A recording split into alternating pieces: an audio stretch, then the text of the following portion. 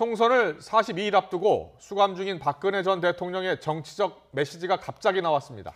분열하지 말고 거대 야당을 중심으로 힘을 합쳐달라는 호소인데 정치권 전체가 술렁이고 있습니다. 취재기자 연결합니다. 조은지 기자. 네, 국회입니다. 옥중 편지라고 하던데요. 구체적으로 어떤 내용입니까? 네, 1시간쯤 전에 갑자기 나온 메시지, 서울 구치소에 수감 중인 박근혜 전 대통령의 측근 유영하 변호사가 박 전 대통령의 자필 편지를 직접 들고 와서 국회 정론관에서 읽었습니다. 이 편지에서 박 전 대통령은 나라가 전례 없는 위기에 빠져 있고 국민들 삶이 고통받는 현실 앞에서 정치적 유불리에 따라 이합집산하는 것 같은 거대 야당 모습에 실망도 했지만 보수 외연 확대를 위한 불가피한 선택으로 받아들였다, 이렇게 평가했습니다. 더 나은 대한민국을 위해 기존 거대 야당을 중심으로 태극기를 들었던 여러분 모두가 하나로 힘을 합쳐줄 것을 호소한다고 적었습니다. 또 여러분의 애국심이 나라를 다시 일으켜 세울 수 있다. 자신 또한 하나가 된 여러분과 함께하겠다는 말도 있습니다. 총선을 앞두고 우후죽순 신당을 만들며 분열 양상을 보이는 보수 진영을 향해 제1야당인 미래통합당을 중심으로 단결하라는 주문으로 보입니다. 박 전 대통령이 수감된 이후 나온 사실상 첫 번째 정치 메시지인데 정치권도 요동치는 분위기입니다. 비박계 좌장격인 김무성 의원은 우파 보수 대통합 메시지를 열렬히 환영하며 모두 미래통합당을 중심으로 단결해 총선에서 반드시 승리하자고 했습니다. 반면 민생당은 자신의 추종 세력을 규합해 총선에 영향을 미치려는 고도로 기획된 정치 공작성 발언이라면서 자숙하고 근신해도 모자랄 판에 정치적 망발을 서슴지 않는 걸 보니 죗값을 치르려면 아직 멀었다, 이렇게 일갈했습니다. 다른 당은 공식 논평이 나오려면 아직 시간이 필요해 보입니다.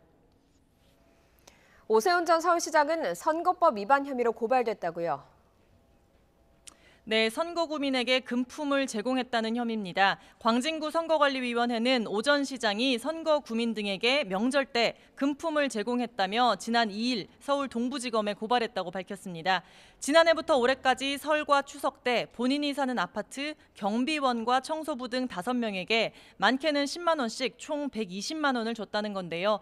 공직선거법 제113조 1항에 따르면 후보자는 선거구 안에 있는 사람이나 기관, 단체, 시설 혹은 선거구 밖이라도 선거구민과 연고가 있으면 기부 행위를 할 수 없다, 이렇게 규정하고 있습니다.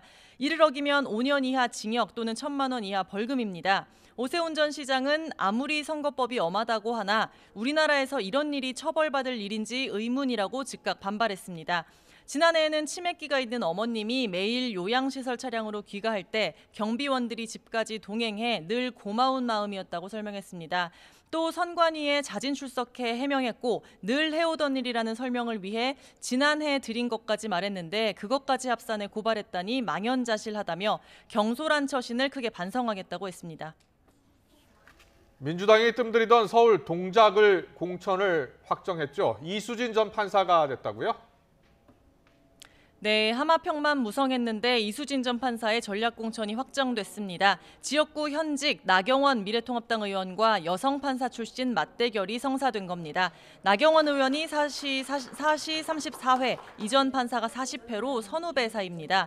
도종환 민주당 전략공천관리위원장은 양승태 대법원장의 강제징용 판결 지연 의혹을 지적해 어려움을 겪었던 이 전 판사라며 인권을 중시하고 정의를 실현할 적임자라고 설명했습니다. 이 밖에 강원 원주 갑에 출사표를 던진 이광재 전 강원지사는 박우순 전 의원과 경선이 확정됐습니다. 전략지역으로 정해진 서울 금천과 용산 등은 아직 인물이 정해지지 않았고요.